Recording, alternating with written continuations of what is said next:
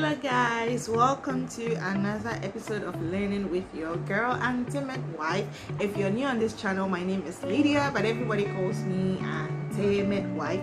I am a midwife at the Kolebu Teaching Hospital, maternity OPD to be precise. If you're new on this channel, Auntie Midwife is basically a pregnancy and parenting vlog. So this is where to go for expert advice and information on everything pregnancy, labor, puerperium, newborn care, fertility, family planning, and everything in between. I am your girl. Today my baby Adipa is asleep, so we're not going to have any interruptions in our session today. Today I want us to talk about preparing for delivery. So why don't you get your jotters and pens and let's dive in. I'm going to try to keep this video as short as possible, so I'm just going to read out to you a few things you should consider while preparing for delivery. And the first one is make arrangements for transport, helpers, and where to deliver. Okay, so you should make arrangements for transport, and this is just so to say that if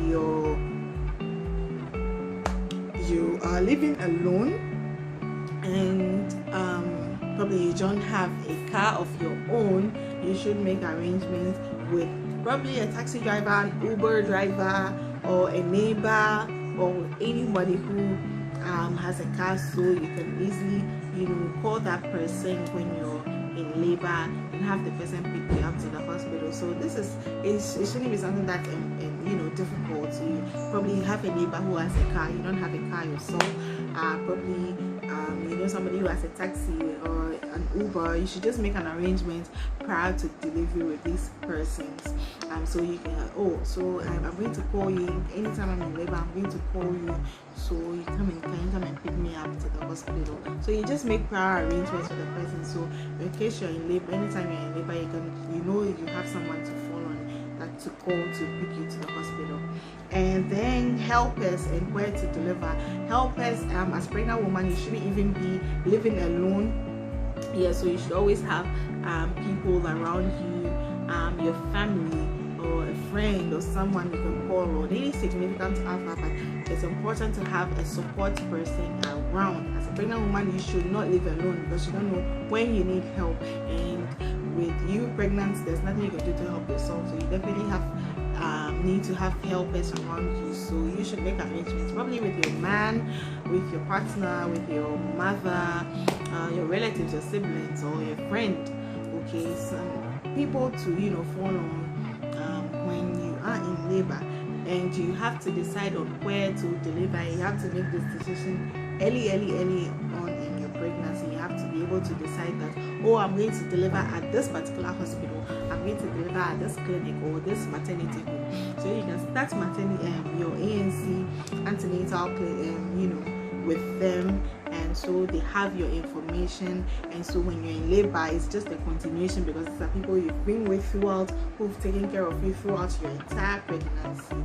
Yes, so you're not found wanting. So it helps you to prepare, alright, so that you don't get any unnecessary distractions or something like that when you are in labor. Next point we'll be talking about is to save money for transport and care.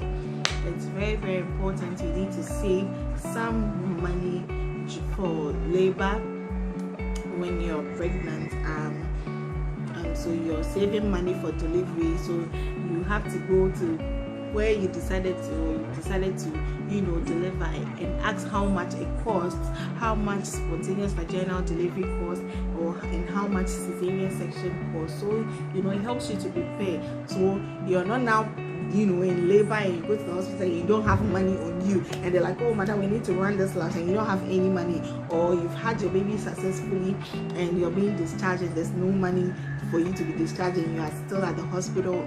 You don't want all that stress, okay, after labor, during labor or even after delivery. So you need to plan ahead. So you need to save some money for care and transport. Point is to have a valid health insurance card. Fortunately for us here in Ghana, we have the National Health Insurance card, which gives us the opportunity to be seen at the hospital with some of the cost of our care being scraped off, right, being paid by the insurance. So it reduces the amount that you should have originally paid at the hospital. So it's important that as a pregnant woman, you make sure you have a valid health insurance card. If it's expired, then please do well to how do I even say it? If something is expired, to renew. Yes, that's the word. So if it's expired, if your card is expired, make sure you renew it. And I learned there's a code that you can use to do that and just pay with mobile money. I've forgotten the code, but I promise to get it and put it in the comment sections or description box later on. I'm going to get it for you. I promise. You can hold me to my word. I promise I'm going to get it for you. Yes. So you should have a valid health insurance card, which is not expired, and which is very, very, very important in preparing for delivery is to identify and prepare a blood donor in case you need blood transfusion.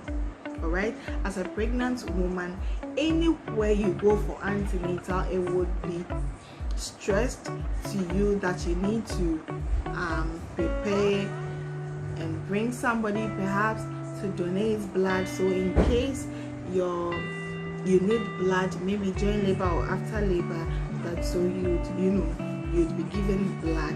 And in Korle Bu where I work, we do blood donations every Friday. So as if you're pregnant, we normally ask you to bring 2 people at least to come and donate blood, and then we write it in your book and we give you the card.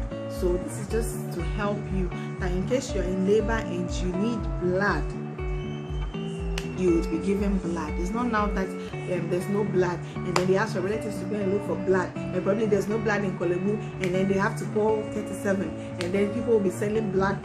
You don't need all that stress. I've experienced a lot of clients go through that, and it's so stressing and hectic, and you don't want that when you're in labor. Like when you're in labor, you have a lot of things to focus on, like concentrate on, and you don't need these petty things to add up to them. So please prepare and arrange. It could be your husband, it could be your mother, a friend. You just ask them to come and donate blood for you. Alright, and that blood is going to be kept. Most people ask me, oh, what if in my previous pregnancy, I donated blood and I didn't need blood after delivery or during labor. So what happened to that blood? I get amazed when people ask me that question. It's like they expect to be giving their blood back when the blood is not used on them. I mean, you just consider it as like something you do for humanity. Okay, if God being good, you don't get the need to be transfused in labor. What is so good news about that? Alright, that blood that was you brought people to be taken will be used for somebody else. So just imagine you saving somebody else. What is so rewarding than that to that, oh, the blood that I got people to come and donate has actually been put to good use, that was able to even save somebody at a point of need. What is so rewarding or than that? So when people ask me this question, seriously, I see it to be very selfish and called for. So yes, please do well to get your blood, to get people to donate blood down for you. So in case you need blood during labor, because there are a lot of things. You could have postpartum hemorrhage and you need to be given blood and all that. So yes, make sure you do that. You get people to donate blood for you. The thing is to prepare yourself to breastfeed your baby immediately after birth. Prepare yourself to breastfeed your baby immediately after birth. Right after delivery, okay, we encourage that the mother breastfeeds the baby. It has a lot of, good benefits to the mother. You as a mother, it helps you for your uterus to contract while the baby is suckling on your breast. It helps your uterus to contract and expel all those blood clots and all that from your uterus. All right, so it's actually a very, very, very, very good thing. And when your baby is born, your baby needs food. Most of the babies, when they come out, they are hungry already, like they want to eat. They are tired and they want to eat. Some of them are also like they feel so tired during the whole delivery process and they just want to sleep. You can give them time to sleep, but most of the babies come out hungry. I don't know why. And they come and they are doing like they want to suckle on something. So you should be ready to breastfeed after you have delivered. So you should prepare yourself for that. Yeah. And I would add that you should try and get a breast pump if you can. It would help you. It would help you if after delivery, if the breast milk doesn't start flowing early. Yeah, so it would help. It helped me also, and it would help you. Yes, so prepare to breastfeed your baby immediately after birth. Next point that we'll talk about is in case of unexpected delivery at home, report to a health facility immediately. In case of unexpected delivery at home, report to a health facility immediately. Let's say you delivered unexpectedly at home. Don't sit back at home after delivery thinking that, I've already delivered the baby, so why do I need to go to the hospital? After delivery, there are lots of things that could go wrong, and so that's the delivery of the placenta. Even after delivery, the contraction of the uterus and all of that. So you need skilled personnel. You need skilled people to see you and do these things for you. So it's important that even after you've delivered at home, you should visit the hospital to make sure that everything is a-okay with you, that there are no products of conception perhaps in your uterus that could cause bleeding, hemorrhage later and all that. So yes, it's important that you still head on to the hospital to be checked, if you unexpectedly delivered at home. I think I would continue. I would end with saying that you should pick up a comprehensive list from your midwife. Every hospital that you go for antenatal, they will definitely have a list to give you which contains the things that you need for delivery. And some of these things that you will need for delivery are sanitary pad. And by sanitary pad, it's not the usual ones we use for our menstrual menses. This is the maternity pads, the Fetus or Bregma. Yes, they are the heavy types to contain the heavy bleeding after delivery. Yes, so you would be needed to bring that. You would need to bring cord sheet. You need to bring the baby's dress, cap and socks. You would need to bring a bed mat. We use the bed mat during delivery. That's what you lie on when you're being delivered. You will need pieces of cloth. And so yes, basically every hospital has what they require of you to bring for delivery. So make sure to get that list from your midwife, yes, before you, the moment you get to your third trimester, you should ask and make sure you get that list, so you prepare and pack your bags beautifully down. So the moment you're in labor, you're just picking your bag, you're just, because you've already packed your bag now. So the moment you're in labor, you're just picking your bag and you're heading to the hospital, and it's as easy as that. Now I am happy to announce to you that Auntie Midwife, I am working on bringing a product which contains the items you need for delivery. And yes, so you should you would get some. You can pre-order, but when it's ready, I'm going to put it on my social media platforms, and you can find it on my website as well, and you will see the things that it contains and how much it costs, right? So you should be looking out for that Auntie Midwife's own comprehensive list for delivery.